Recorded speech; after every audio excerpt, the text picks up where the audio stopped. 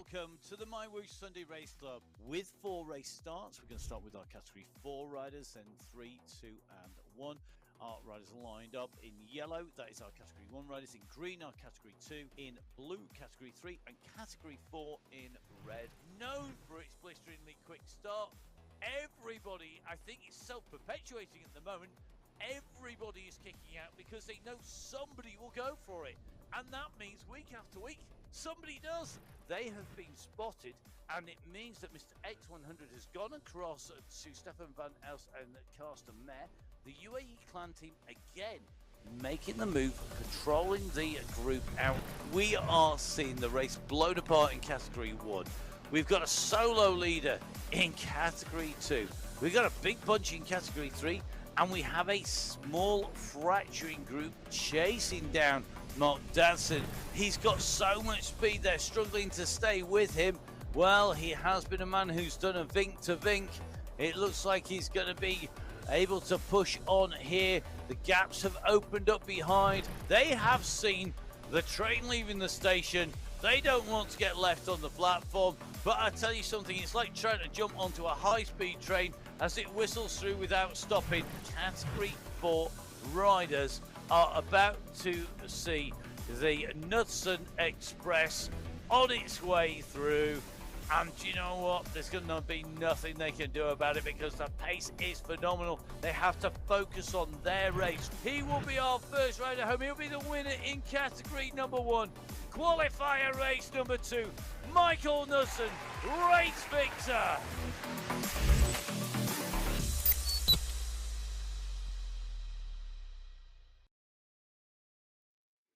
Hello and welcome to the My Whoosh Sunday Race Club. It's qualifier race number 3. It's our men's race. And boy, do our riders have something to live up to after last week's race. That was a cracker. My name's Matt Payne. You can follow me at Matt Fix Payne. I'm going to be bringing you all of the race action. Back from her trip to Glasgow, up to the north of the UK, is Emma Martin. Emma, we can find you at Biking Emma, but even more importantly, we can find you in the studio. You can on do My Whoosh. indeed. I am back in the studio today. It is great to be back on the Sunday Race Club after watching phenomenal artistic cycling and cycleball from the Emirates Arena in Glasgow. Not just watching, but commentating on Well, the indeed. UCI I wasn't World just watching, Championships. but I was watching. I have come back. If I wasn't a fangirl before I saw it in real life, having watched it on TV, I am a fangirl now. I am also a fangirl of this route with the Elephant Rock. We are in Alula. We are on the Heritage climb for the men today. 45 kilometres, 506 metres of climbing. That's not a lot for the men. And you can see along the way, we have 6 300-metre sprint segments. Now, this will give us an indication of the racing. And then at 39 kilometres, we have that Category 3 climb to the checkered flag at the top. Well, it is 5.5 kilometres in length, an average gradient of 5.3%, but it is a stepped climb, and there are some exceptionally steep sections on that climb today. Yep, those steep gradients really putting a lie to that 5.3%, because there is even downhill in here and flat and pretty much everything, including the kitchen sink thrown at the riders in that last 5.5 kilometres. But it's not flat on the run in as well. We'll see our 4 groups taking that on. Category 1 will be our last set of riders to go. Then in front of them will be Category 2. Then it will be Category 3, and first riders away will be Category 4 in the red. Now, 4 groups, 4 distinct race starts could well come together by the end of this route, depending on how riders ride this. Now, in our Category 4 competition, no teams in here, all individual riders in our qualifiers. And who's who? Well, 36 riders on the start sheets today. Some phenomenal riders in here. Agudelo, Finati, Dadson, Kaluma, Allport, Zanaska, McMurtry, Nowak, Francis, Backer, Storger, and a traditional very fast start expected again today from Category 4. We have a fast start expected. As you've seen, they are known for going from the gun. Will it happen again today? Well, it's time to find out on the My Whoosh Sunday Race Club at qualifier race number 3. Well, the clock ticks down, the red jerseys are waiting, the legs are turning, and away go Category 4, the first category away on our men's qualifier race number 3 in August. That heritage climb is waiting as Luke Allport is the rider taking it out from the gun. Ramos goes up and over the top, 8 watts per kilo from Ramos out of the pen. Let's get this party started. Oh, here we go. This is it. Well, who's going to be able to dance away to victory? Who's going to be stood on the sidelines watching and swaying slowly with the amount of effort it takes? We'll see. Ramos very quick, Allport very quick. Good to see John back straight into the action as well. Robert Cronje up in this. Brett McMurty, Stugger. It really is quick. Look at the speed, 37 kilometers an hour. Well, it is a flat start for the first kilometre or so of this race course today. The first sprint coming at 2 kilometres, which will give us a really good indication of the pace early on. Those sprints coming thick and fast. And it's 300 metres, 2K to 2.3K. And it isn't the easiest sprint, it has to be said. It's more of an uphill type sprint. It is. AKA a short section on a climb. So we're going to see how that shows us. Now, for those people who've not watched before, the course is made up of segments. We do have our 6 segments in terms of sprints on the course. They are not contested in terms of prizes or points or indeed prize money. It is all about giving us a snapshot of who's doing what, where, when and how. Now, that is true also of the climb. The Heritage climb is a climb in its own right. The finishing banner for that finishes 500 meters before the finale of the race, so at 44.5k. Remembering this is a 45-kilometer race. Now, these riders are away, and we have in front of us a new user head-up display. So the head-up display that our riders can see, we can see as well. So this is what Mark Dadson will see on his screen if he's got the head-up display up, which I'm sure he has. You can see that it is a really data-rich environment here. So we're going to run through this slowly but surely. We're going to pick out our first one. Emma, which one do you want to choose first? Go on, you can go first. Let's go with the one at the top of the screen, right in the middle. It's the really obvious one to take a look at. Now, that first number in green, that's what's coming out of Mark Dadson. In green because he's well tucked into that group and in the draft. It will shift to white when he is out of the draft and the power and taking the full bore of the wind. Moving time, 2 minutes 52. His current heart rate, 137. So quite a steady rate for Dadson. And his pedal cadence, currently 74 revolutions per minute. Now, the other thing just on the top there is the distance travelled, and you can see the group now 1.8 kilometres into that 45-kilometre race. So the riders are making their way in and through. Top middle section there, we're just dropping across to Orego, so you can see those figures changing in terms of watts, heart rate, cadence. But of course, he's in pretty much the same place, so the distance is the same. And of course, moving time will be the same because they set off at the same time. Group 4 underway and out and racing. Total distance covered now 2.1k, and as you can see, they are into this sprint, and looks like Marcus Brito just keeping the pace nice and high. The gradient increases. We're at 2%. Top right hand side of your screen, you see the gradient profile up there. The kick coming from Brito. He will go underneath the banner. This will be the end of our very first segment.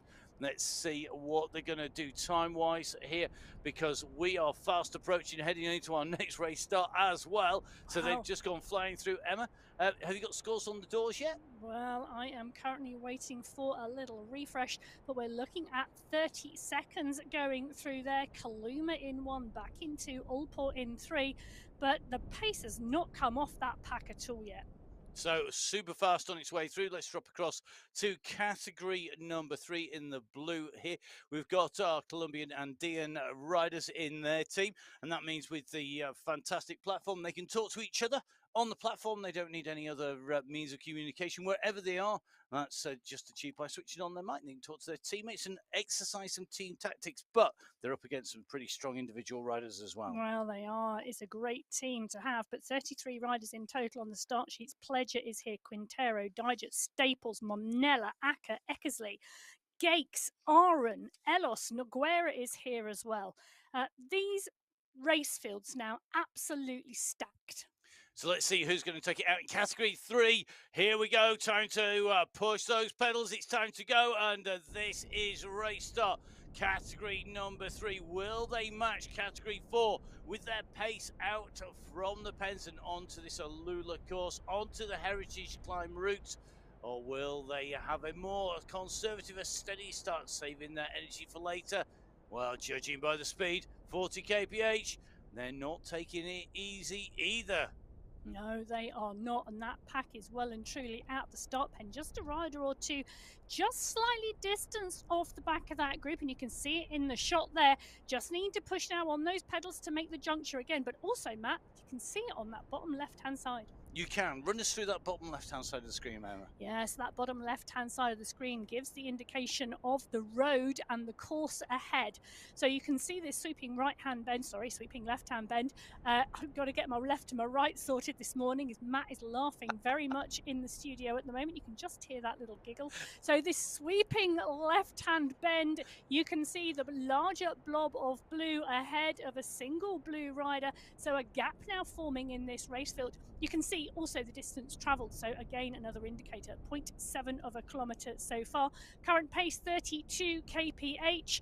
You will also see the gradient start to tick up as we go into the course. So that gradient is top right hand side of the screen. You can see the 0.1, that is percentage basically, so it's a fractional increase of gradient, in fact leveling out now. You will see that tick right the way up and through, dependent on where we are on that course. And remember, there are lots of climbing sections here on this route. The first climb is at our first sprint segment. It's actually as part of that climb. We then drop down. We've got a really big climb kicking in, and that starts at just about 9.5k. So between 9.5 and about 12.7k, we have a big rise. That's the biggest climb prior to our final climb. We have a second little attack point potentially coming in, and that's going to come in at about 27.2k. That's actually quite a long drag, not a huge gradient percentage, but it's 39k cover before we hit the final climb.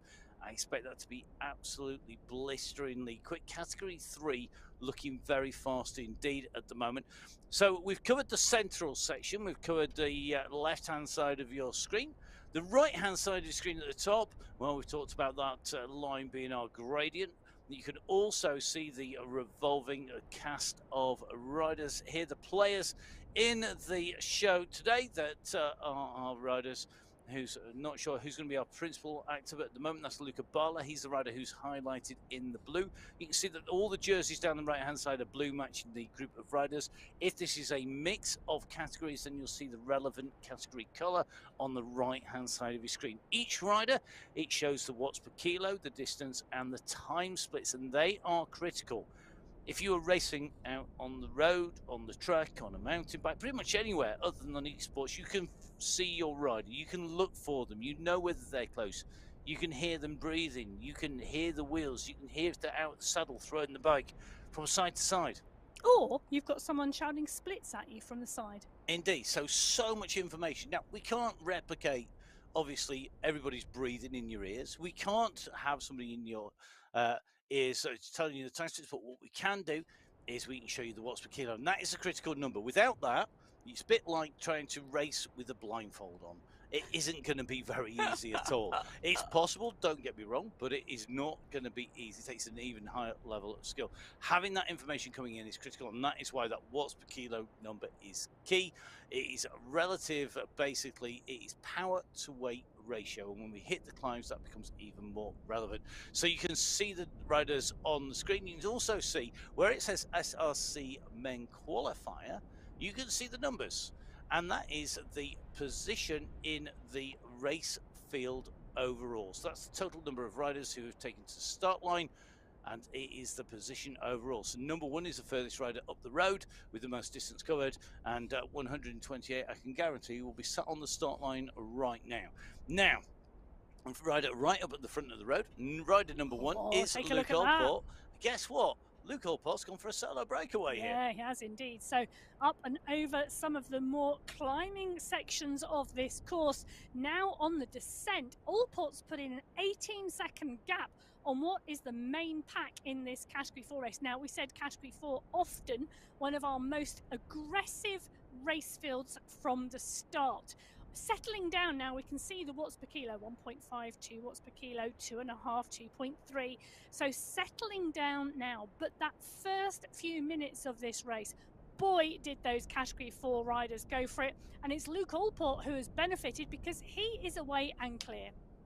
He is, and you see that distance on the road. The road is just heading underneath the banner, the end of the sprint, coming through very quickly. I mean, they've already covered what is nearly 6 kilometres. So they're through the West Route sprint. That's the second of our 300-metre segments that take them down the course. You can see our fastest starter, Renato Sartorio Ramos, here, highlighted in the centre. After that quick start, jumping in with this group. This pack is not breaking up, though. We're over the top of the climb. We're into a long descent, heading towards the first big hummock. There you are. Hummock. That's going to be the word for it, I think, which is going to kick in at just over 9.5K. Well, Category 3, we are now on that climb, that first rolling section, and we've got a bit of a stretch on this group as well. So you can see on that bottom left-hand side of your screen, a bit of a stretch now. You can see beautifully there in that camera shot, and it's Rob Miller who is pushing on. So Rob Miller leading the charge at the moment, just coming over the top of him. Finati is there as well. Abello is there, so is Pledger and Luca Bala. Strong, strong race fields we've got today. So you can see this group coming underneath the various arches, past those UCI flags, and got to say big congratulations to the team at Wahoo HQ, securing the eSports partner with the UCI. The UCI, for those people that don't know, is the Union Ciclisme Internationale. It's basically the international governing body for all cycle sport, and that is from artistic cycling, for example, that Emma was commentating on, through the mountain bike. I was commentating on the Worlds. And of course, it covers esports as well. And you can catch up with all the details on the mywhoosh.com website. But essentially, really, really key. 24 to 26 esports partners. So looking forward to that. Be really interesting to see how that plays out when we move forward and how that partnership goes. Emma and I both, of course, commentators at World Cups for the UCI and at the World Championships, multiple World Championships, and we know what level of competition there is at a World Championships. Add into that the competition that we have seen, not just in the Sunday Race Club and Tune Up Tuesdays, but at the championships. It is immense. And some of the riders we're seeing on your screens now, we're playing it out in that championship. Alex Pledger, for example, that we've seen on the screens, really, really active in the Wahoo Championships. Will he make it in towards the World Championships? I don't know about that, but at the moment, Pledger is absolutely pushing on here. And this is a concerted attack at the moment. So Pledger pushing on. Miller is there as well. Now they've got around 5 seconds on the chasing group. So 3 riders breaking away. Andrew Neville Ross is there with Alex Pledger and Rob Miller, rotating through the pack and pulling away. You can see that little emote. That is basically the symbol. The riders can pull up on their user interface, and they can hit the button, and basically you can say, let's do turn and turn about, let's go. Look, we've got a gap. Let's make this work. Let's take turns, because if we work together, it's going to be quicker. And that is what the riders need to do. If you try and ride this race on your own with your own individual tactics, ignoring everybody else, you're not going to be realistically in for the win. Talk about 2 different races on this out of the start pen already. So Category 4 we saw go through the first segment absolutely flying. Category 3 nearly 6 seconds slower through that first segment. Now that Category 4 race field, have they burnt their bridges? Have they gone too early? Was that first 5 minutes too hard? And will their legs last till the end? Well, we will find out, and we're going to find out which of our Category 2 riders are going to be up there challenging. We've got a really strong race field here today in Category 2, and we have 2 teams with us. We have the ever-present UAE Falcons, Zaid Hamdan, Ahmed Al-Tanaji, and Hassan Al-Ramethri, up against the Hitmen, Dum Bum Bum, with Henry Issa, Jonas Bjorhead, Olivier Simmons, and Nicholas Spratt. And I'm going to let you into a secret. When Emma saw that team put together, there was almost a gasp about how strong they were? Well, they took the win in the July final. That's absolutely loaded with the who's who of Category 2 riders. But Kirchner, Kayan, Cadiz, Betty, not in that team, and great competition. So away go Category 2 on the My Whoosh Sunday Race Club. It is qualifier race number 3 in August. Category 2, 36 riders on the start line today, up and out of the start pen. And you mentioned a few names there, Emma, as we rolled into the start. We know that they're capable of taking victory, and it is a real mix, isn't it? As we've got riders moving up, we've got riders moving down from Category 1, up from Category 3, as these riders find their position. And that mixes it up. Jonas Bjarhed, another of our strong contenders, the rider that we're watching here in with the pack. Henry, so the Hitmen in there, Kagula in there, Krasnich in there, Jesus. I mean, Eben Schwartz, good to see him back up and racing again. Yeah, indeed, completely and utterly. Indeed. Whilst we say the Hitmen are absolutely a strong team, there are other seriously good riders in this pack, and well, sometimes it just comes down to the day and how your legs are. It does, and there's no team tactics, there's no team prize involved today because we are on our qualifiers. That changes when we go into our finals, and that is really, really key because those riders will be looking at who they want in their team, what's that team mix going to be, how are they going to communicate, what tactics are they going to use, are they going to test them out beforehand? Well, we're going to see certainly here on qualifier race number 3, the riders in Category 2 away, 1.5 minutes of racing covered. They've already gone nearly 1k on our course here in Alula with the Heritage Climber to finish on the route today. It's not the biggest climb, it's not the steepest climb, but it certainly takes its toll. Well, I'll tell you, not taking its toll is a start here today on these Category 2 riders. This is a steady start from them. It's a big pack. They are rolling really fast. So currently rolling just shy, well, flitting around 40 kph on this flat section, but that's about the size of the pack and how the size of the pack is drafting. Because I'm looking at the screen at the moment, 2.7, 2.9, 2.6, 2.5. Very comfortable start from Category 2. Are you calling them slow? No, I was just saying I'm contrasting it to the absolutely eyeballs on stalks from Category 4. Yeah, I'll give you that one. I think that's very accurate. Now, I don't think the truce is going to last long. James Krasnich very quickly responding to an attack now at 5 watts per kilo. Just drop him down a little bit here, but I think a little bit of a probing attack. He knows that he's coming into the climb. You can see a right-hand side. Got this little roll down, this -2, -3. Their percentages, they are decimal places of percentages because it is a slight downhill. Pick the speed up and roll that pace in. So really interesting there. You could just see Krasnich going down. He rolled his speed. He used that slight downhill to build momentum into the climb. He's hit the climb, and that gap is about 3 to 4 seconds. And that is by riding smart there. That was really smart. Take the momentum and roll up. Completely and utterly. That is about understanding the platform, understanding the dynamics, but really interesting to see the Hitman's Nicholas Spratt jump straight out and onto his wheel and covering the move. So it could well be that we've seen the tactics out to play Spratt, Simmons, Bjarhed and Ace, the Hitmen team riders, and they are going to want to cover the move. So I'll tell you something, having Nicholas Spratt in there, that's a good move for them. Well, I tell you something, I think I spoke too soon because I said it was a nice steady start, but take a look at the what's coming out here. This is a sprint effort at the moment to try and go clear of this pack. It was a big group of nearly 40 riders on the start line. Well, Category 2 is matching Category 4 at the moment. Well, let's see who is going to be joining them on Category 1, our top tier category. It's also the category where new riders join until that we have the data from them. Now, let's run through the teams. Well, the big team here today is the UAE Clan team. Michael Knudsen, Michael Vink, Pablo Popovic, SS and Mr. X100.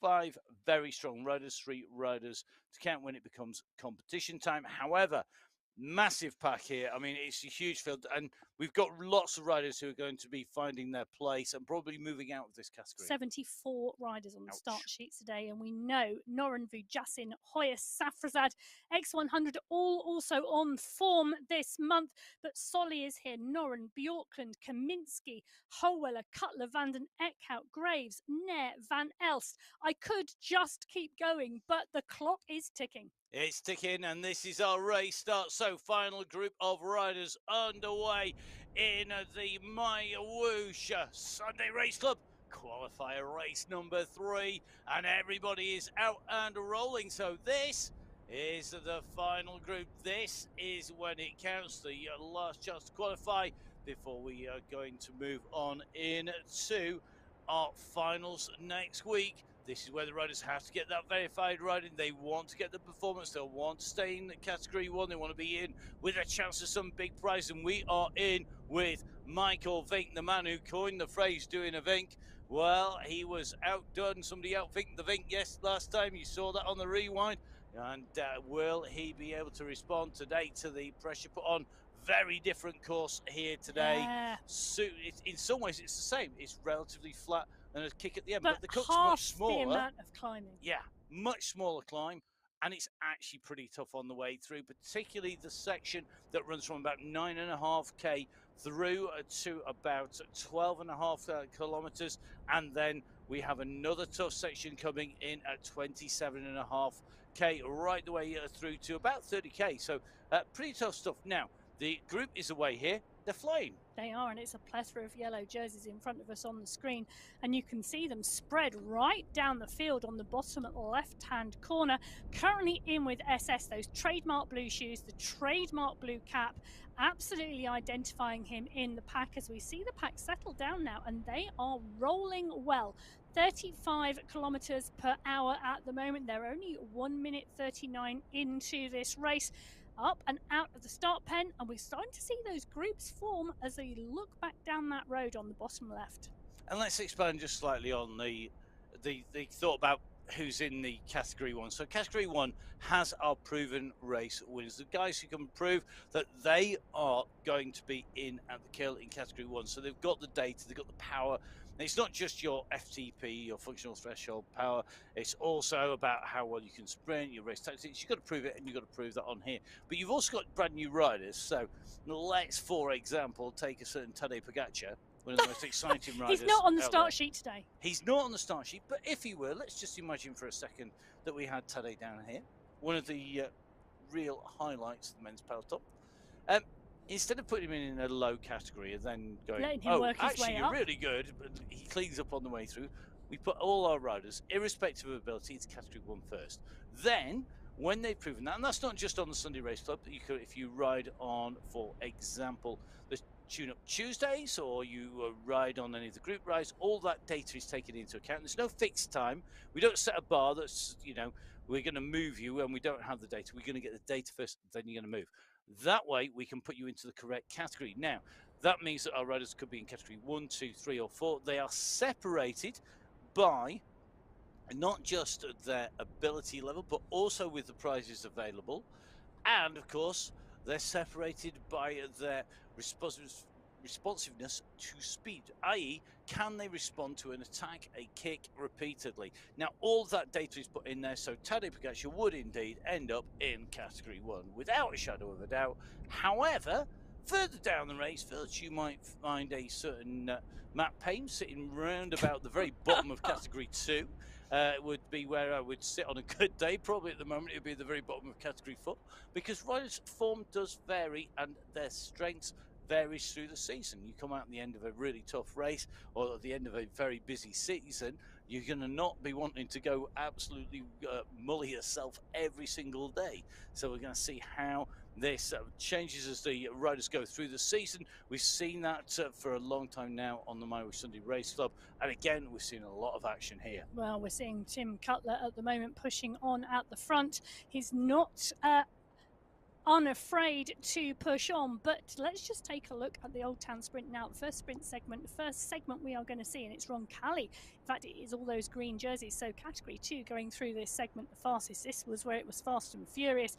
8.4 watts per kilo. Phenomenal pace from the category 2 field going through this segment. It was a real who's who of who could stay with the front of the race field as they pushed on. 25.077.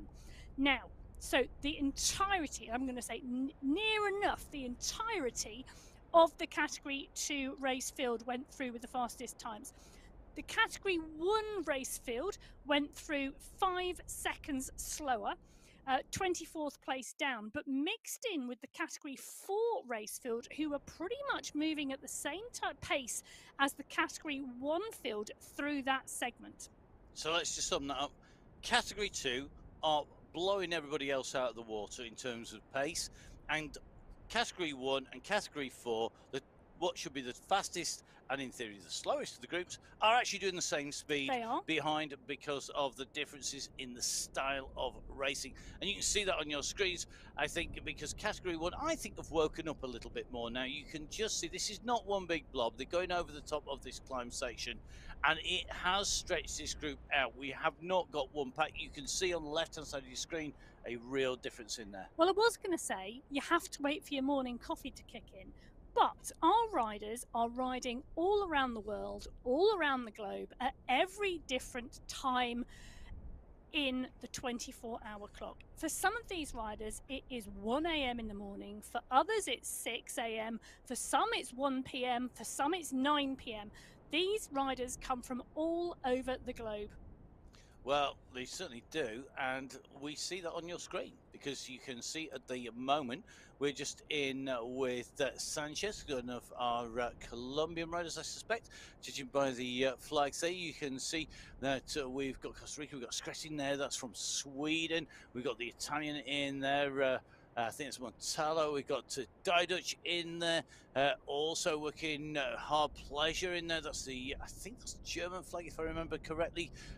Just keeping a run through. Staples, I think, is New Zealand. Coming through so fast and changing position. Rob Miller from the United States, even I can't get that one wrong. As they make their way through here. Real mix of nations and different time zones. So whether it's an early morning espresso or a late night latte, let's hope they've got on board what they need to fuel up. And we'd never recommend coffee as a fuel, really, because it's not going to get you through the finishing line as fast. Perhaps as a proper sports drink, proper hydration and fueling strategy, if you're going to make your way in and through to take our prize money at the end of the race, because there are big prizes at stake for all 4 of our race categories at the end of the racing. So here we are. Let's give you a nice indication here. So, qualifier racing, so that is our 3 qualifiers, or 4 if it's a 5-weekend month.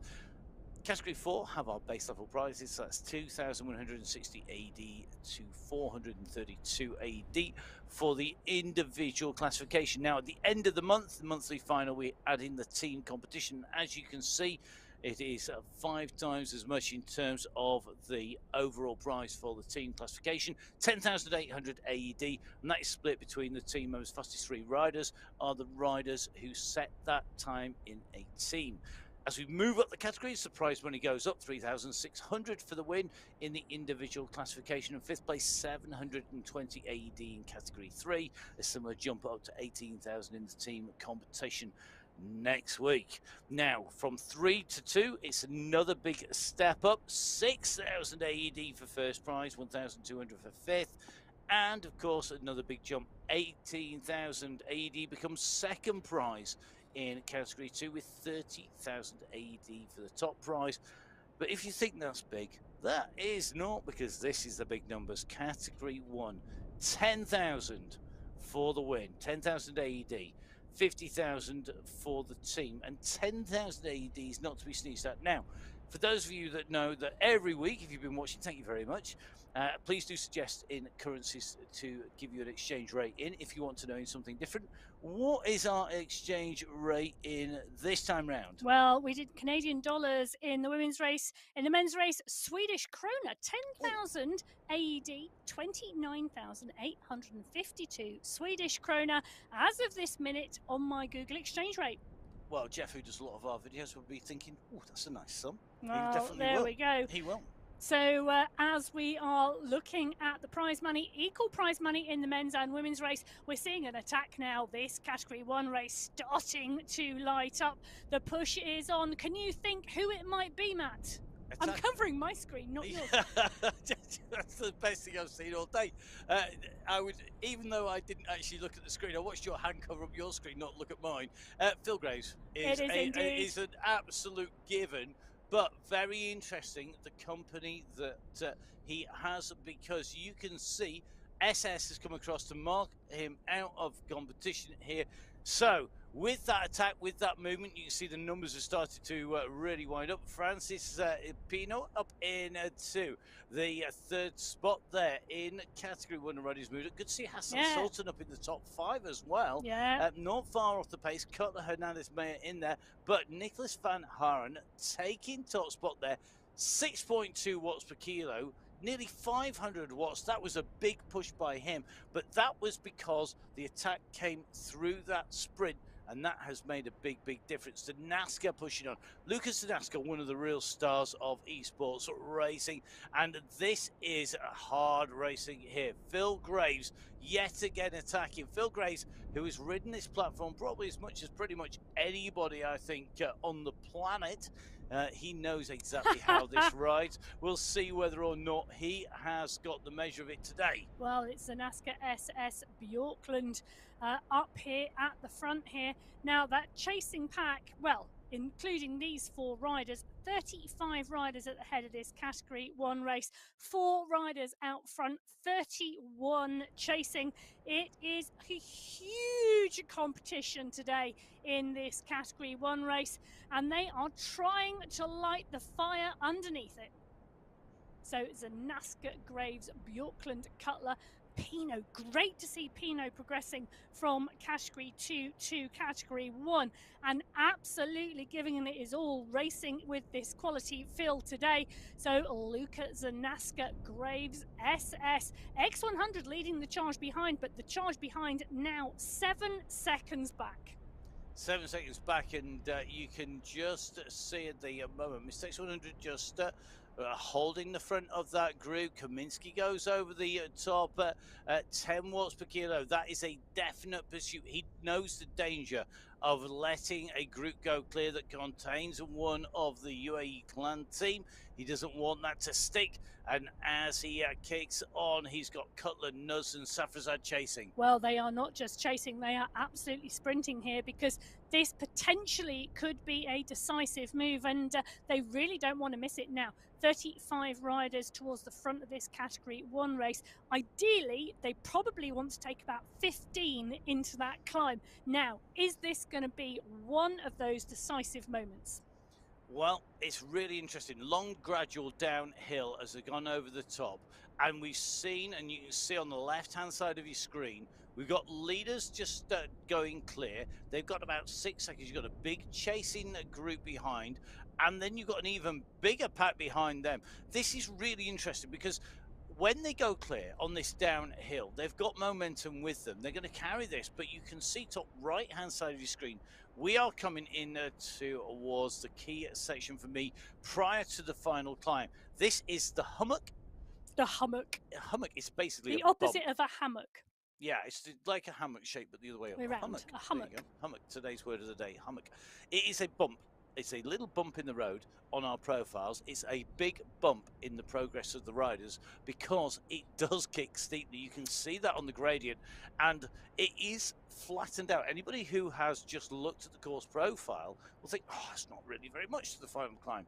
Anybody who's ridden on the platform who knows how accurate it is to riding on the road and how those hills feel when you hit them with the turbo trainer set or your smart trainer set the right amount will know just how tough this is. and it is going to take its effect. And that group are going to go in with a gap of about 7 seconds into the climb. Now, that is when both sets of riders are pretty much on the flat. That's the best time for us to tell, because time gaps are taken based on relative speed at position. It is not an old school time check. We don't start the clock when the riders go underneath the purple banner and then stop the clock when the next group go under. It's based on essentially GPS, which is measuring speed and it's measuring distance covered. It basically means that if the chasing group are on a downhill and the leading group are on an uphill, it won't show you the accurate check. You've got to get them on the same type of terrain. Now, Van Haren again, top spot here, Emma, but look at that. Van Haren, Bjorklund, Graves, SS, Naska, Cutler. It's all those key actors. Well, it is indeed, and there is not really any difference in time through that segment from the leading four to the chasing group, which tells me that they are pretty much holding their own out front at the moment. But Von Haren, Bjorklund, Graves, SS, Zanaska, Cutler, Montoya, Vujasin, the top 8 there. Bit of a scroll down through my screen. The top places right the way down to 33rd. Category 1 riders. Can you guess which race field are second? Category 3. Nope, Category 4. Ooh, Category 4. Very interesting. They are on a real mission today. Well, they are, aren't they? From the word go. So Category 1, all action at the races today. Saeed Safrazad in this pack, chasing Safrazad again. Another rider who we know has got some serious skills. But he is responding to Michael Knudsen. Well, Knudsen's trying to go over, isn't he, here? Yeah, this Van Elst is move. moving through as well, because Knudsen would have been the expected rider to attack on the climb, and he is doing just that, leading the charge to the group ahead, and he's now got it down to 3 seconds. So Knudsen stringing them out behind. Saeed Safrazad comes up on his wheel. So you got Safrazad, you got Knudsen, you've got Van Elst. I think you're going to have Hoyos in here, Vink in here. The leading four are going to have seen their lead disappear. It is going to have disappeared in a matter of a few hundred meters here. And this is where it's dangerous to be at the back of the group, because at some point you will reach that tipping point. The group behind chasing will fracture. More and more riders will make the lead group, and that will become the bunch. Wow. And if you are not in that leading group, which becomes the bunch, you will be in trouble. And you can see that bottom left-hand side of your screen. And that is what's happening. That is exactly what's happening. We can see the gaps forming. We can see that concertina effort. The group stretched down the road. Now coming back together again. We've got a group of riders off the back. We've stretched again as the kicker's gone again. And now those yellow jerseys, well, they are strung down the road. They certainly are, and I think as this race continues onwards, we're going to see this time and time again. But this is that key point. Remember, this runs up to about the 12.2k mark, about another k of climbing yet as they come up this climb. I mean, just taking a look a little further down the road, because Krasnich is up and heading over the top. Krasnich has gone clear on this climb in Category 2 in those green jerseys. He has a 3-second, now 7-second lead on the group behind, and this is because he's picking up pace faster on the rest of the riders. You can see he's going to have Henry East up here with him. And where's he from? Oh, it wouldn't be the Hitmen by any chance, would it? The Hitmen are covering every move today in Category 2. So he's coming back onto the rear wheel of Krasnich. The riders behind, well, it's looking like that's 12 seconds now back. This is a concerted effort from these two. And if they could now work together, well, this could be something. It could indeed. We're approaching a third race distance at 15k out to 45. So we're heading that kind of direction. 2 riders, though, is a lot of work to do, because we are over the biggest ascent prior to our final climb. It is bumpy, it's rolling, it's got a little bit of flat in it, but it's definitely not an FRB section. If it is, it's one of the longest ones going. I think you need to be in a pretty big group here. Now, as the riders go through, just taking a look here, this group has not coalesced into a fixed size, but it's definitely not 30 riders. Not sure this is going to be definitive, but it's looking pretty good. So you just see the splits. I reckon that's about 12 by my count.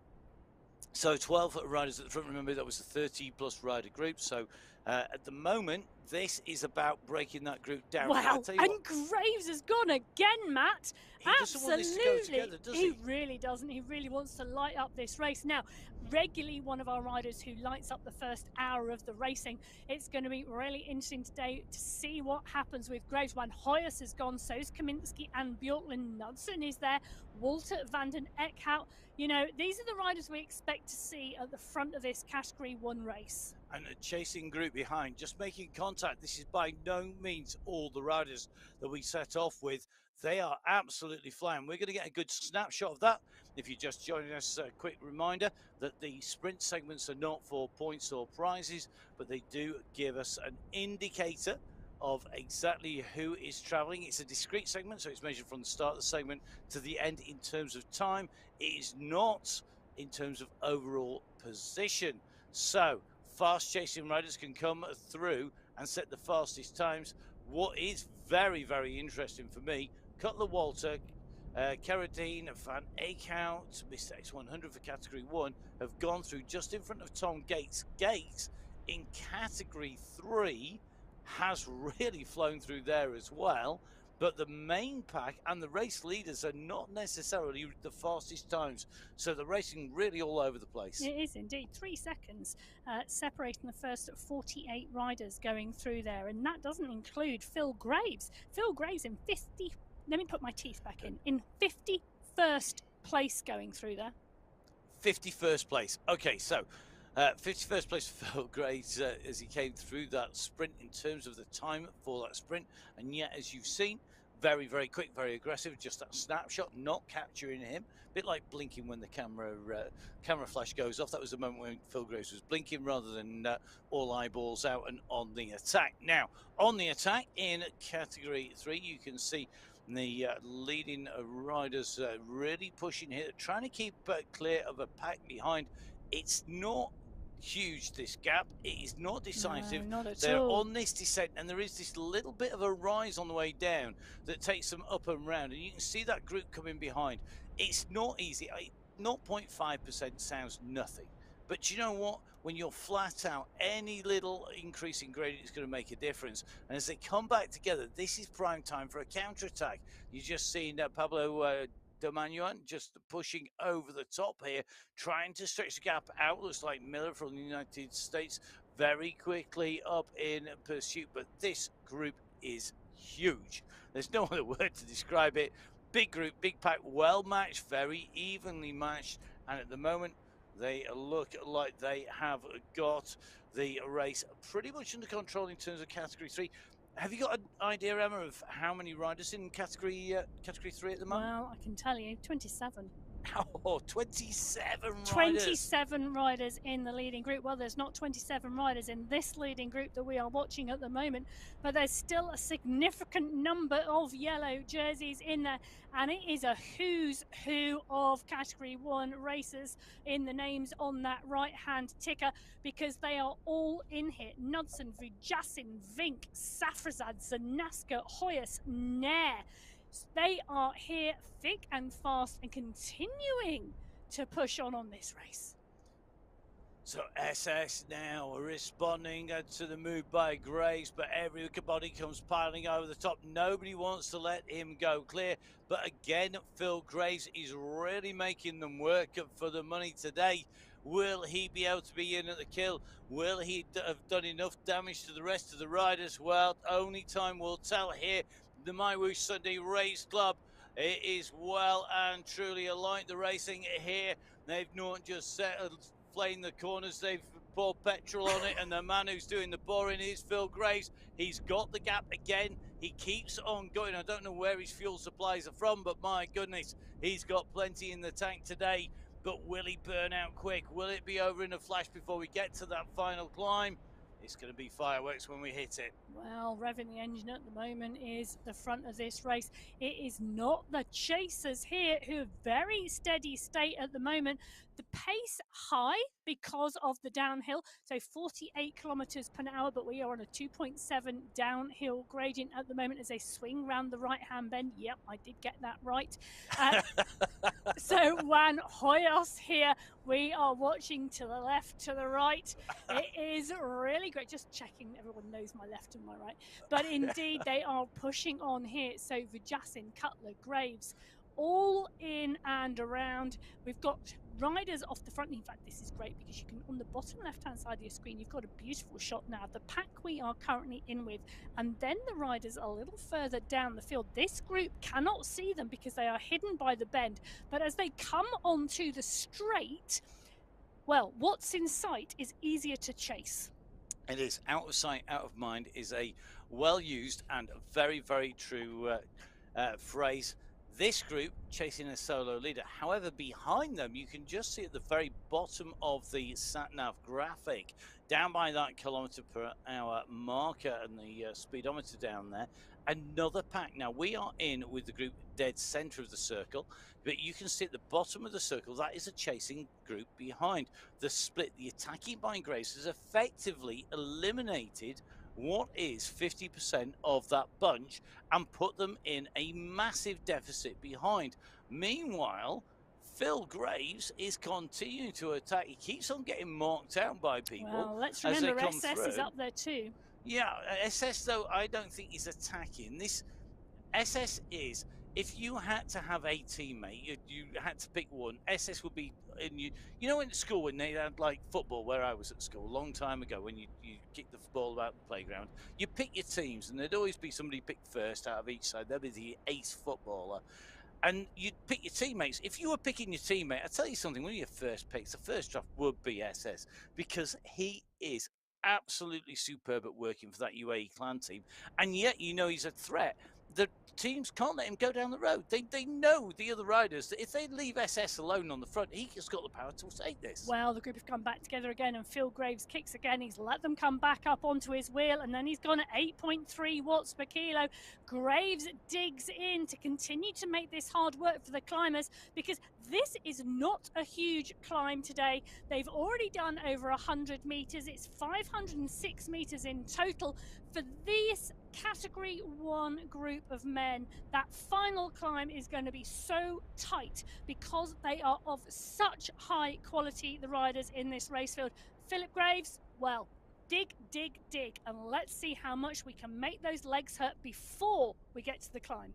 And it's going to do damage, because this constant attacking and responding at a high pace is not going to suit the climbers. Those people who can climb really well tend, on the whole, not to like really fast, really aggressive, really hard early riding. And that is what we are seeing time and again from Phil Graves. He's really making these riders pay. Now, you can see left-hand side of your screen. This is category 1. Right-hand side of your screen is category 4. They're separated on the road at the moment.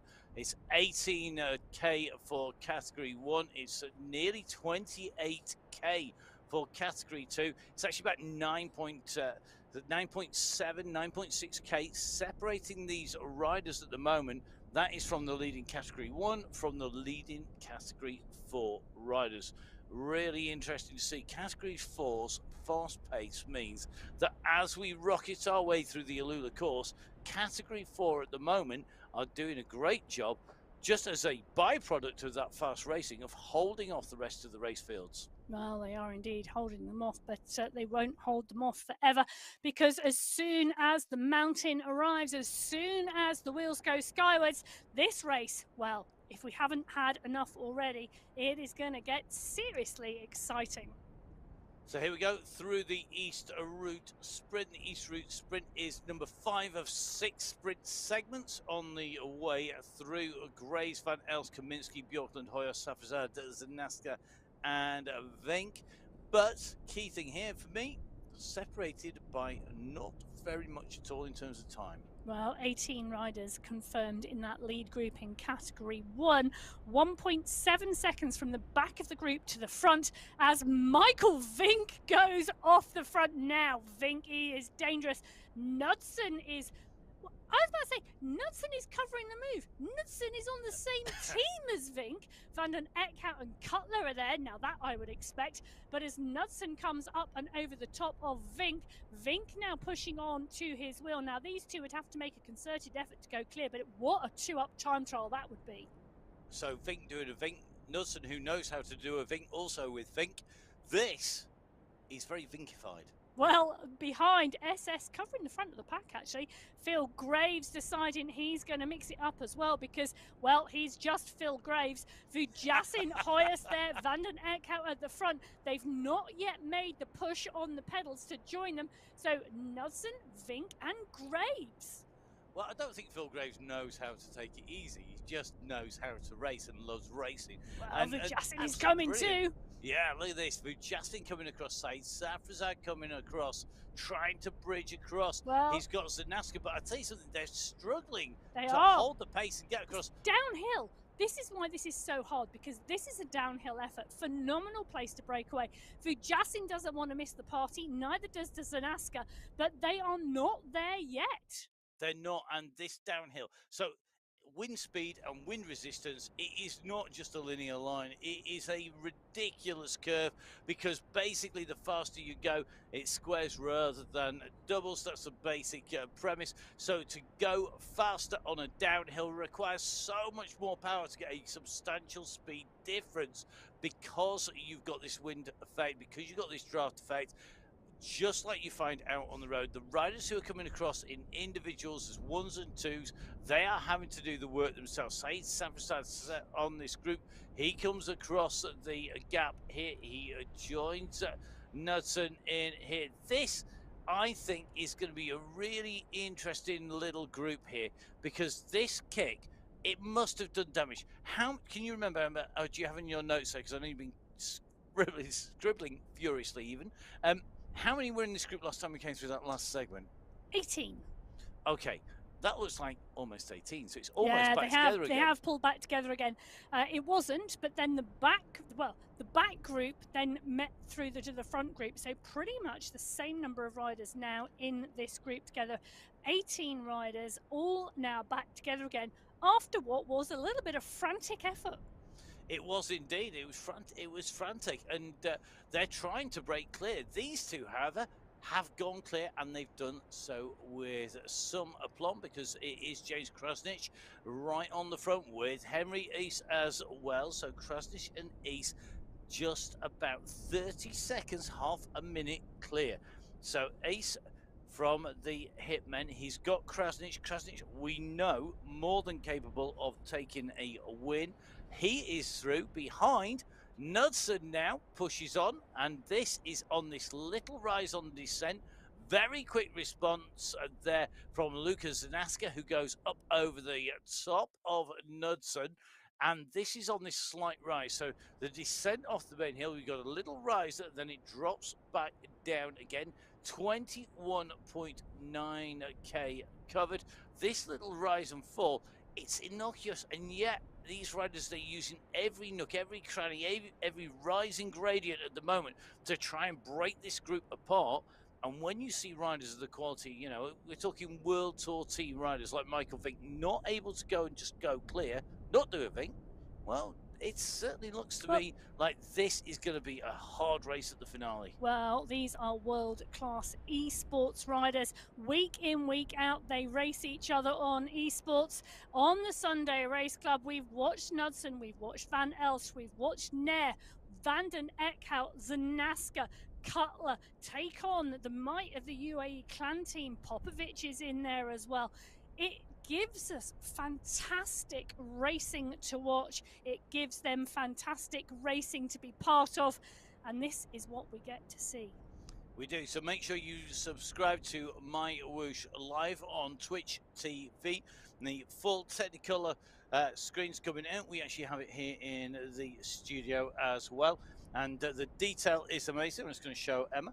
I'm going to zoom right in on it. No matter what graphics we pull up, it's done live. There's no compression on the live on My Whoosh, live on Twitch crystal TV. Clear. It is absolutely crystal clear. So make sure you have a watch, subscribe to that. You'll catch all of the action. Whilst you're online, make sure, of course, you follow My Whoosh on Facebook, on Instagram.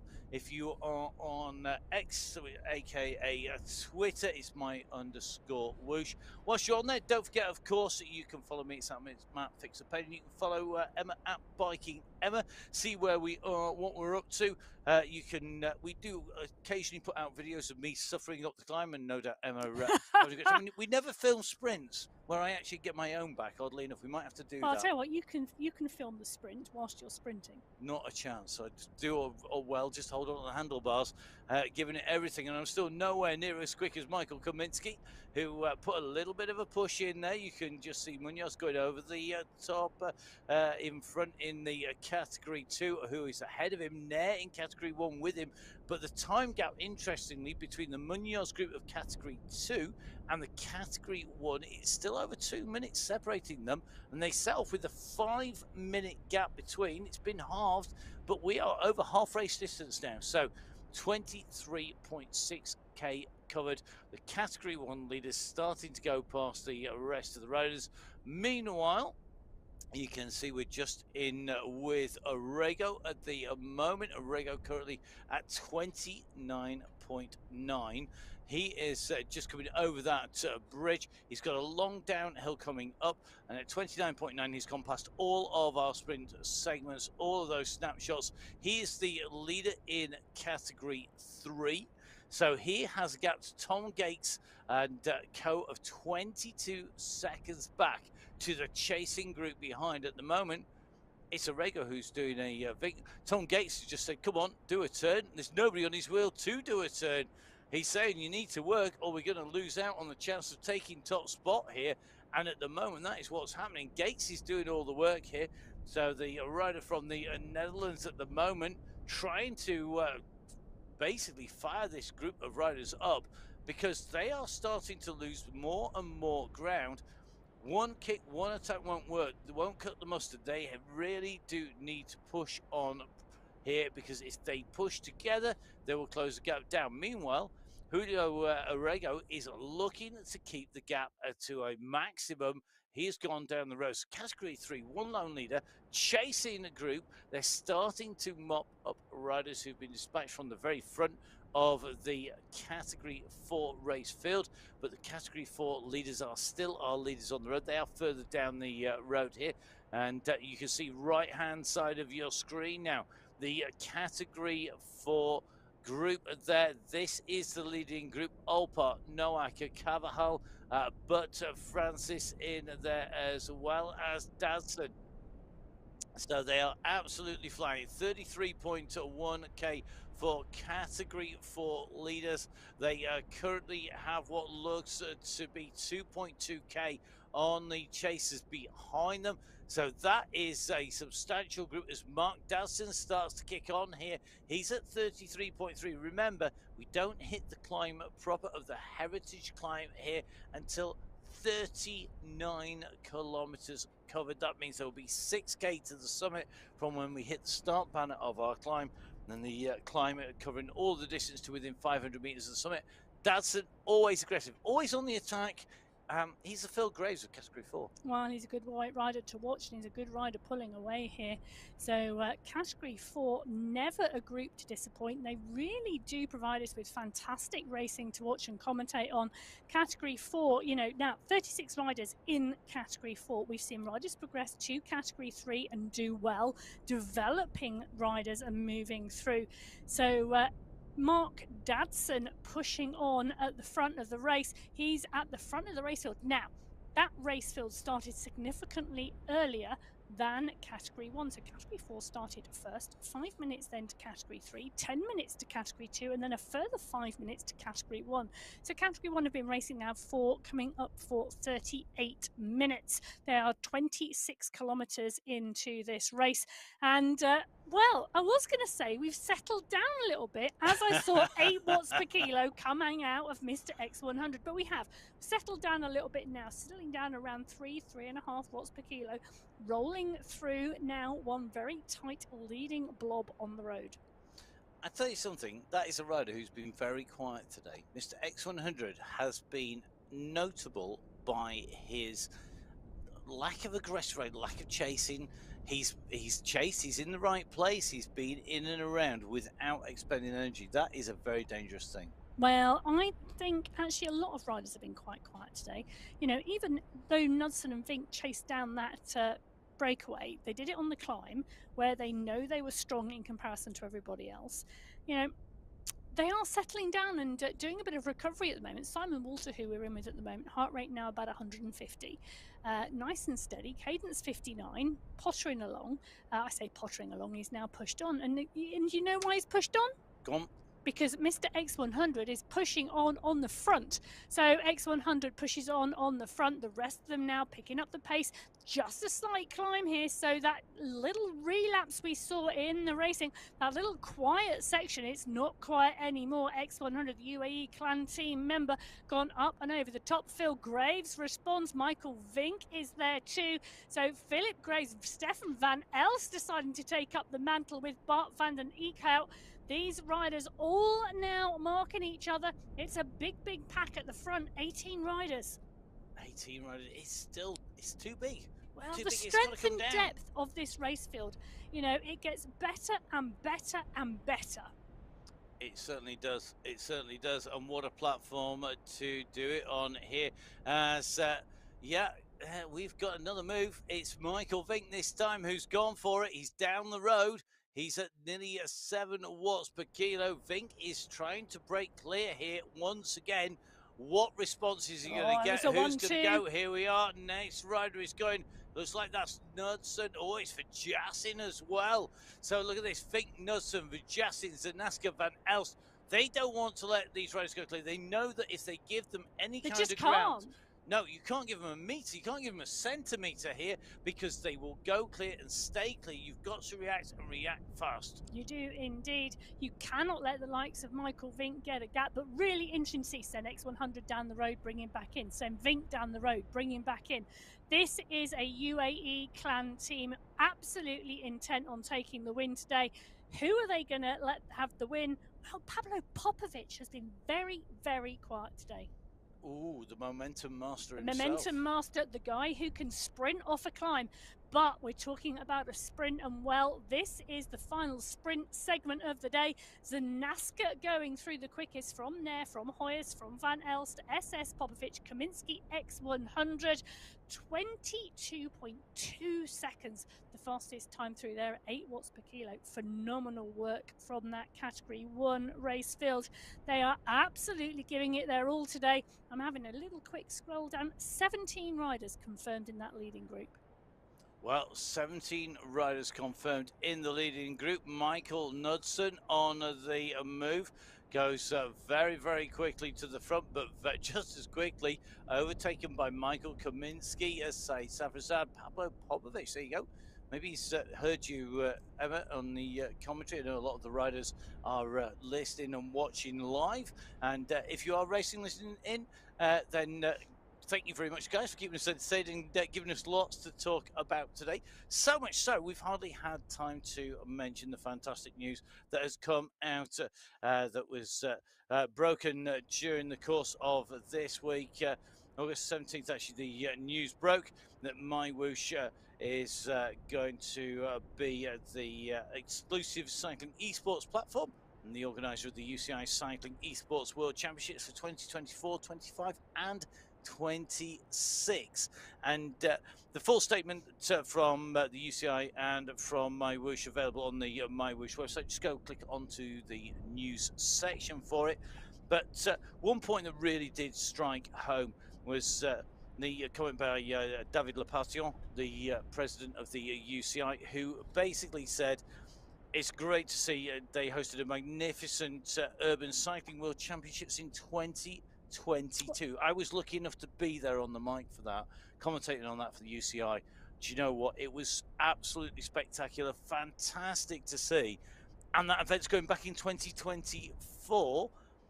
And don't forget, we've got the Road World Championships and the Grand Fondo World Championships in 2028 and the Trek World Championships in 29.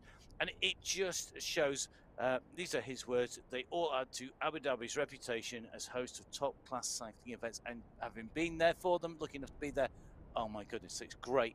Everybody, make sure you book your plane tickets in advance, get your hotels booked, get out there. I intend on riding some of that course before it happens. It's on my bucket list. I want to be there and do that. It might well happen, but I've got to be a bit quicker. Well, being there and doing it is absolutely what is going on at the moment wherever these riders are around the world. They are giving us some great racing today in Category 1. They are on the Boardwalk Bridge. They are pushing on, and I'm wondering whether any respite can be gained before they go into the bottom of their climb. They're coming up for 30 kilometres of a 45-kilometre race distance. That final climb comes at 39k. Now, it is not a particularly hilly run in. It is pretty much rolling and pretty well, I would say maybe flat. It is pretty much flat. So 506 meters of climbing on this course completely, 161 meters already done. 297 meters of climb mat on the final climb, and I think we're going to get the opportunity to take a look at that heritage climb because we are going to go to the race course today. So at 39 kilometres, that final climb comes into play. 5.5 kilometres till the polka dot banner, signifying the end of the climbing segment, but then another 500 metres to the checkered flag. That Category 3 climb, an average gradient of 5.3%, but we know it gets much steeper, Matt, on the way. It does, and key for me, you can just see that there are essentially 4 key steps here. There's a tiny step 1, there's a bigger step 2, and then it's got a bigger platform. It levels off. Even bigger step 3 that's just over halfway up that climb. That's got a little dip at the end to get some momentum in. Then one of the really steep ramps up to that tiny little pinnacle. Drop down flat again, but the very top, the last slopes going in could be decisive, because if you can carry the momentum over the top, the gaps will open up on that last little section.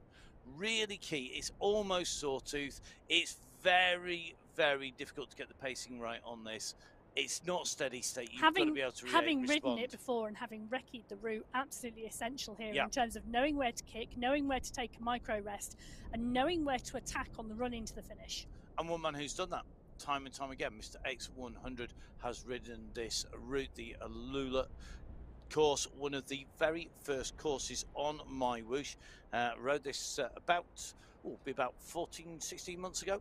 I first rode on this, maybe more, pretty 18 months ago I first rode it. It was one of the very first routes, and it was always a great route to ride around the Elephant Rock. The graphics have changed, the way it feels has changed. It's all improving all the time. That's one of the big things about my whoosh. You've got to remember, it's going to be constantly updating because it's always wanting to improve. But he's ridden every version of this course, and the man who's chasing him, so is Phil Graves, his nemesis. These two have been battling it out on Sunday Race Club since its inception. Now they have indeed, as Phil Graves comes up onto X100 as well. Just taking a little look behind, and no one seems particularly bothered in the group behind to push on. Graves wanting to move across to X100, so X100 and Graves, 2 riders at the front. 6 seconds back now to the chasing group behind, utilising the descent to pick up some momentum and to break away from the group. But shortly, they will be coming into the climb. So a quick reminder, climb is at 39k. These riders at 32.5, currently travelling at 47 kilometres an hour. And look at the signal there. That's really interesting. Mr. X100 wanted Phil Graves to come and do a turn there. He had already got the emotes out and gave him a spin round. Well, take a look on the right-hand side of your screen. Mark Dadson has been brought back into the group, and Luke Allport has got off the front. So Allport 20 seconds clear now in this Category 4 race. This is the chasing group behind. And they are chasing the race leader. Dadson being caught by the pack, that group, but Allport is clear. 25 seconds up the road. We are on the climb. You can see the gradients are kicking in. You can see the first of those big steps top right hand side of your screen, and look at the colours on your screen. They are absolutely burying themselves here. They know that the start of the climb can be so decisive. That transition from the flat on to the ascent, the increasing gradient, absolutely key. They need to push. They need to try and stay with Dadson. He's got a gap. You can see it on the left-hand side of your screen. You can also see that the lead rider, Allport, is up the road. He's just about in sight for Dadson if he scrolls in. But I think he is, at the moment, got enough of the gap. 24 seconds. It's not much. It's only 100 metres on the road. But Allport, we know, is capable of holding a good pace. He's just got to be able to use his energy wisely. The gap back to the main group is 33 seconds. Dadson taking nearly 10 seconds out of the group. On the base of the climb alone, he is flying. Yeah, Allport in 1, Dadson in 2, Velez in 3.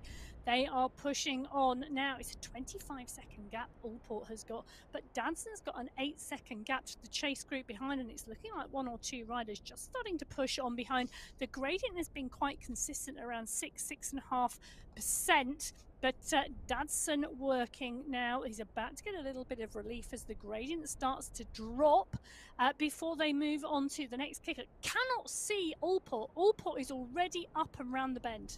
He is, and it does mean that he's got a chance of staying clear. Similar gap back from Arago to the Gates Montalto, the group behind Quintero in there as well. Hoyos, big chasing group, 35 seconds back, and you can see left-hand side, the riders in front of Arago. They're on the climb. He's just gone underneath the banner for the start of the climb, but he has got a trail of breadcrumbs to chase.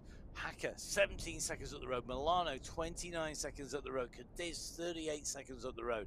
You've got Arago currently at 38 seconds as well. Then you've got Schoberg and Satorio Ramos at 1 minute 30. There is a nice trail of riders. So if he can keep his head together, keep the pace at a pace that keeps him just below the red zone, right on the limit, he is going to be able to use them as a target and pick them off on his way up. Category 3, remember, starting 5 minutes behind Category 4. Now, 10 minutes behind Category 3 were Category 2. These are your 2 leaders. And we've got Krasnich clear with Ace here. 43 seconds, they've got a little bit more time, but they are still a little way back. They're at 35.5k, which means that they have still got what is going to be essentially 3.3k to the climb. Well, now these two are dangerous in Category 2 for me. You know, both regularly finishing in the top 5, both capable of climbing really strongly. Now, with, well, I'm just taking a look, 45 seconds at the moment. They are not on the climb yet. 35.8k completed. The climb starts at 39k. If these two can hold this gap going in, you know, Matt, they may well be able to secure a 1-2. Yeah, and again, very similar sort of time gap back from Mr. X100 and Phil Graves. They're working together, Mr. X100 and Phil Graves. Common goal, wanting to get onto this climb as fast as they can and to open up that gap. Now, if I'd have said to you, Emma, at the start of the show, my prediction is we're going to have 5 groups go in, all chasing leaders who've broken away in every one of our categories. Would you have called me mad? Possibly not. You think that was predictable, do you? Well, I think they are predictable for different reasons. Go on. Well, Category 4 always is really hot out of the pen. Yep. So that normally does split it up. Yep. Category 3 often is a group race to a sprint. Okay. So interesting to see someone utilising a different tactic today and seeing if it works. Category 2, I think, has such strength and depth now. Absolutely, it needs to be a hard race and you need to try and do something different because the strength and depth in Category 2 is so strong. So going in to what is a shorter climb today, I think you take a really big group into a long climb. If we've got a 15-kilometre climb like we do in Colombia, you take a big group in because it'll all sort itself out. This is a short climb. You know, every rider in each of the race categories is pretty much well matched. So having an attacking style of racing, well, that's a good tactic today. It's certainly paying off now. We've seen a response to the attack by Phil Graves and Mr. X100. The chase is on behind, and again, it's blowing this group apart. They've just come over that slight rise and fall as they come through at what is 36 kilometers covered here on the Wahoo Sunday Race Club. They're trying to close down 2 leaders. The gap had gone to about 25 seconds. I think it's down to about 15 now, and they're on very similar terrain as they do so. They are flying past riders. Montoya having a real ringside seat to this big pack of riders who are chasing 2 leaders. But the differential in watts per kilo, I don't think is enough to come back. It needs a more concerted chase, not just a sprint and stop. Well, it's not a sprint and stop because X100 and Graves pushing on here. Knudsen and Safrazad doing some chasing behind this group, now really needing to close this. It's about 150 meters distance between these riders here. The riders on the right-hand side of the screen are the two leaders. The riders on the left-hand screen, the chasing group. They have still some way to go until they get to our Category 3 mountain, where they will see the finish line at the top. But I'm looking at this thinking they may well go in with this 20-second gap. I'm going to go for not. There you go. Okay, so I'm going they are, you're going they're not. We'll see who's right shortly, but there's a lot of other racing going on as we drop into the Category 4 race now. Luke Allport had broken clear by around 23 seconds, but take a look in the distance. That is Mark Dadson. He pushed on from the chasing group at the bottom of the climb, and his strength in climbing has really paid off today because he's closed the gap to the lone leader, Luke Allport. He's shortly going to come up onto his wheel. Now, Valles behind, 13 seconds behind Dadson, and then the rest of the chasing group 35 seconds down the mountain. They are, and that is a big gap. Valles, though, on a good ride here today. Maybe not quite matching Allport or Dadson on here, but Dadson is going to make the junction now. What is key here? They're at 41.6k. They still have what sounds like not very much, 3.4k. So 3,400 meters. Bearing in mind the bike is 2 meters long, it doesn't sound very much. However, you look at the course profile that they've got in front of them, they have got a real big kick. It's going to level out for our Category 4 riders on the right of our screen. Category 3, though, they are pretty much at the end of their next level, slightly less inclined section. They're at the other end of this section. So just going over the top goes Dadson, 0%. He's chasing Allport. If these two can get together and work together, accelerate along this flatter section, they're going to be able to motor on. Meanwhile, at 8.5% on the left-hand side, you can see it's the two riders separated not just by that distance on the course, but by about 10 kph. Well, if I can say what I'm thinking at the moment, I am loving this new graphic on the bottom left-hand side of your screen, because you can see our race field on the mountain, not just the race field we are looking at, which is Category 3, but Category 4, where they are as well, and how this race is playing out, because look at the stretch on that Category 3 race. Those blue jerseys look like a snake down the mountain. So pushing on at the front, Category 3, Category 4 dropping a little bit further back. They are shortly about to start to see this go skywards. In fact, Houston Kranich, well, they are seeing it go skywards now.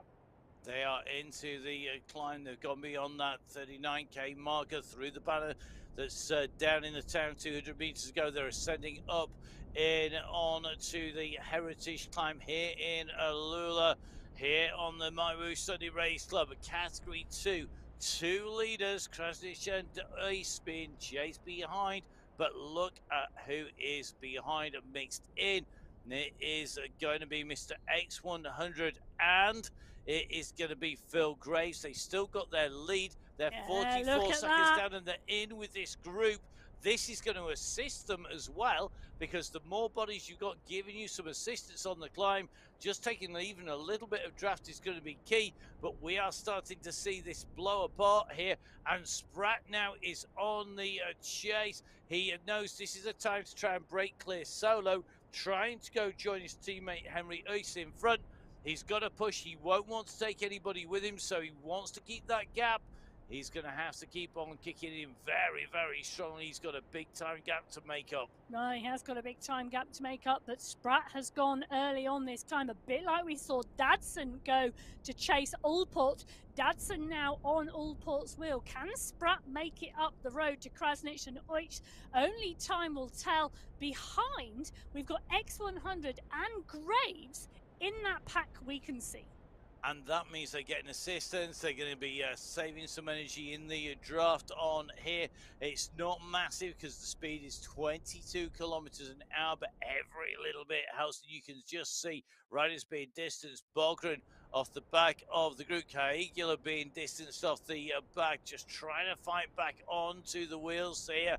He's going to get up and bust Mr. X100. Orlando's behind as well, so he's all here. This is all about keeping with this group. Now, different styles. This course suits very different riders and different styles. Mr. X100 is a steady state rider. A very fast, very strong, steady state rider. He doesn't like those changes in pace and in gradient. Phil Graves has gone on the attack so many times, I'm surprised he's got anything left in the legs at all. But the big group behind contains a lot of riders who have been very, very quiet indeed. They've not wasted energy in chasing. They've waited for the climb for them to show their colours. With 59 minutes gone by onto the clock, we'll shortly be into 1 hour of racing.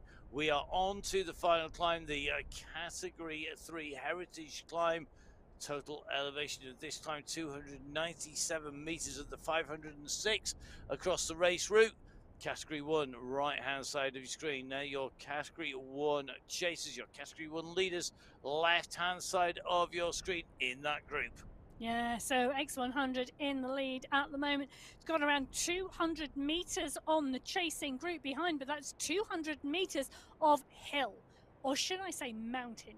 200 meters of mountain separating X100 from the leaders and the chasing group in that Category 1 race.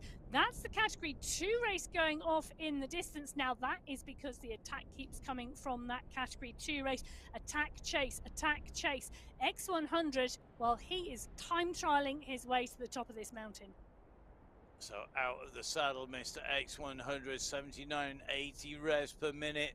He's still keeping it well and truly smooth. Meanwhile, in Category 4, right-hand side of your screen, we have 3 leaders all together, and they are pushing on here. Veles, Dadson, and Allport have got a gap. It's not massive. It is not the end of the race necessarily, but that is going to be very telling. Now, Mr. X100 here is leading the Category 1 race up the slope. I don't think I can see, oh, I can just see Phil Graves at the back of the group, or is he? No, here we go. Next rider's coming through. This is the back, so Mr. X100 has been caught back on this climb. Knudsen now pushes on. So Knudsen, they're using this big group of riders. They came together. It was just like dropping a bowling ball into a big bag of flour. It's blown it all over the course, and now we're starting to see a kick. Vujasin here up on the front with the white helmet. He has got company with Knudsen, the rider who has got no hair at all. There he's gone the full aero option. It looks like these 2 riders, Knudsen and Vujasin, they've got Safrazad going over the top in the white aero helmet. So Safrazad clearly on form. Well, we said Lionel Vujasin was on form. He finished 3rd in the July final, 4th in qualifier race number 1 this month. He's up here with the top riders in Category 1 today as they come across this boardwalk bridge and take the right-hand bend further up the mountain. So Popovic is there, Knudsen is there, Safrazad, Zanaska, Nair is there, as well as the rest of the group, all concertina back together. 3.9k to go for these riders as they come up here, and you can see Mr. X100 after pushing on into the climb, just being distanced now. He's got to sit at a pace that is not going to blow him apart. He's a rider who knows exactly how to pace himself up the climb. He's got to use those skills now because he's chasing these riders. Said Safrazad on the front, white aero helmet, yellow shoes and socks. Over the top though, it looks to me like we've just seen a big kick. I think that was Hoyos who went over the top there with the blue hat, going over the top of them. Vujasin very quickly responding, but it's Hoyos and Knudsen right up in the mix on the front. So Hoyos with the blue cap on. Then it's Knudsen now takes the race lead. They are at 41 of 41.5k of 45k. but we have 600 meters, soon to be 500 meters to go for our Category 4 leaders. Now, this has changed. Well, we had 3 leaders. We now have 4 leaders effectively in this group, with 1 rider closing in behind. So that is going to be Velas up on the front. He's going to be the first rider underneath the banner to signify the end of the climb. 500 meters to go to the finish. Velas in 1, leading this out. Can he make this count? Well, that is going to be a question. Can he stay clear? Because the chase is on behind. The chase coming thick and fast. So Acevedo here, Velez here, Allport, Dadson. Well, can you even count Carvajal out as well? But definitely a 4 up for this finish in Category 4. So down they drop into the corner. Velez is here. They are pushing on. Allport moving through. Dadson coming up. They're going to drop. They're going to kick. You can see the banner. Allport is going to push. Allport has got it. Allport takes the win today. Allport takes the win from Velez, from Dadson. That was a phenomenal Category 4 race today. What a ride there by Allport. He came over the top. He pushed to the line. Meanwhile, further down the hill, the race is blown apart in all of our race categories. This is Category 3. We've seen 4 leaders coming through. This is Category 3 on the climb. You can see at the moment Quintero is up here. It looks like he's got Gates for company. Just keeping a check on the riders as they come up alongside.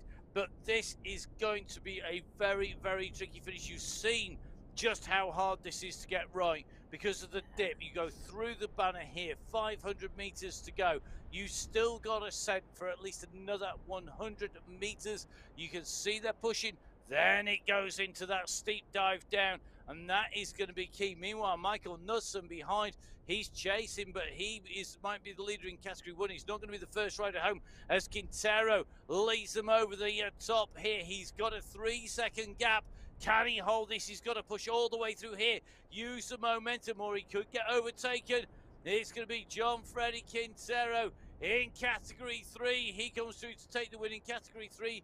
And they are going to be chasing to the line. Yeah, they are indeed chasing to the line. Agudalo, Gates, all coming thick and fast through the line as we drop back into Category 1. Safrasad, Vujasin, Hoyos, Popovic, all here, all chasing hard. They are pushing up this mountain. They've got 2 kilometers to go. And on that top right-hand graphic, you can see they've got to go to the top of the mountain and then drop down the dip and the little kicker on the other side. That is why it is so key to be in position at the top, because that downhill descent is absolutely critical. Now, the rider that we said had been quiet, Pablo Popovic, right up in the mix here with Knudsen, with Safrasad, with Hoyos, with Zanaska, with Vujasin. This could be anybody's race. It's Knudsen who's leading this out at the moment, but he has still got 1.6k to go. He does indeed, but the faces of those riders, the speed that Knudsen comes past them on this climb, absolutely demoralizing for Category 4 and Category 3. But this is Category 1. Knudsen, Safrasad, Popovic, Hoyos, Vujasin. 4 seconds currently separating the top 5. And Lucas Zanaska, well, he's on a charge behind. So here is Knudsen trying to pick off every single rider on the way through. This is about pushing. This is about making sure you have this kick right. This is about making sure that you don't leave anything to chance. Who's going to get this Knudsen going? He's continuing to open the gap. Popovic, his teammate, is at 1 second. Hoyos wants to spoil the party. So does Safrasad. Can they get up there with the 2 riders from the UAE clan team? We still have 1,200 meters to go. Knudsen is going to think this is like a marathon to the finish line because he's gone early. He's got to get the timing right.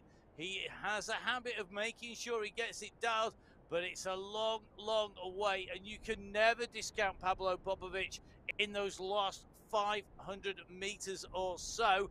Hoyos, we know Hoyos can climb. We know Hoyos has got the kick. Has he got the timing right here?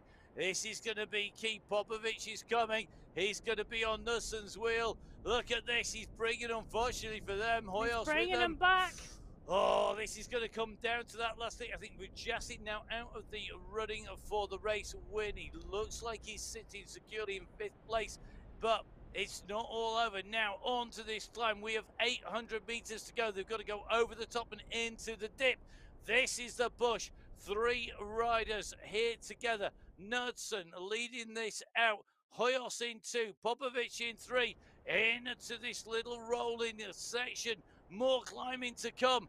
This is the next big kick. Here we go. It's going to go steep. Who's got the legs? Well, it kicks to 12, 13, 14% as Knudsen digs in. Hoyos in 2, Popovic in 3.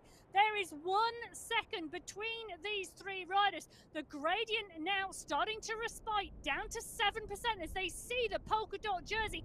That is the end of the climb segment. 500 meters to go. So the last 500 meters critical. You've seen our previous categories taking the win by getting the timing right. Hoyos has got the march. He's gone over the top. Hoyos has gone for this. Can he make it? Well, Knudsen is going now. Knudsen is kicking. Hoyos is at 9.5. Knudsen has missed the boat here as Juan Hoyos goes over the top of this descent. 9.2 watts per kilo as Hoyos drops down. He hits the climb. Knudsen's behind. Hoyos is going to take this. Juan Hoyos takes the win today from Michael Knudsen, from Pablo Popovic. Wow, what a move from Juan Hoyos. Said Safrazad coming through for 4th place, and I think that's going to be Lionel Vujassin who is going to take 5th. I think our rider's very pleased to be up at the top 6. Hoyos, Knudsen, Popovic, Safrazad, the top 4 provisionally on our screens as they come in underneath the gantry. Justin's going to take 5th place. Zanaska, Kaminsky, Mr. X100, Bart Van and Eekhout all on good rides here up in the top 10. Lucas Zanaska's coming into form at just the right time, as is Kaminsky. We've got our finals coming up next week. Mr. X100 comes in and through, followed by Bart Van den Eekhout here. Zach Nair is not that far behind.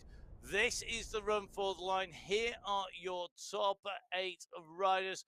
Hoyos in 1, Knudsen in 2, Popovic in 3, Safrazad in 4, Vujassin in 5, Zanaska in 6, Kaminsky in 7, and Mr. X100 in 8th place in category 1. And those riders separated by 49 seconds. Yeah, Quintero taking the win in category 3. Allport taking the win in category 4. But what a race. What a race. What excitement. Make sure you join us for our finals. We've had 3 blisteringly fast and aggressive and entertaining qualifiers to date. We've got the finals coming up where you have the team dynamics coming into play as well. Please do get in touch. You can get hold of me, Matt Payne. It's really easy. It's at Matt Fixer Payne. One day we will explain that on air. And we also have Emma. Emma, where can we find you? You can find me at Biking Emma. And what a race. What a Sunday. I can't wait for next week, Matt. So join us next week. Make sure you subscribe to my Whoosh live on Twitch TV, to the YouTube channel. Jump on board, download the app, and come and join us, whether that's the Tune Up Tuesday, one of our group rides, or of course on the Sunday Race Club. But for this week, until our finals, from the amazing team behind the scenes at My Whoosh, from Emma and myself in commentary, stay safe, enjoy your bike riding. We'll see you again soon. Goodbye.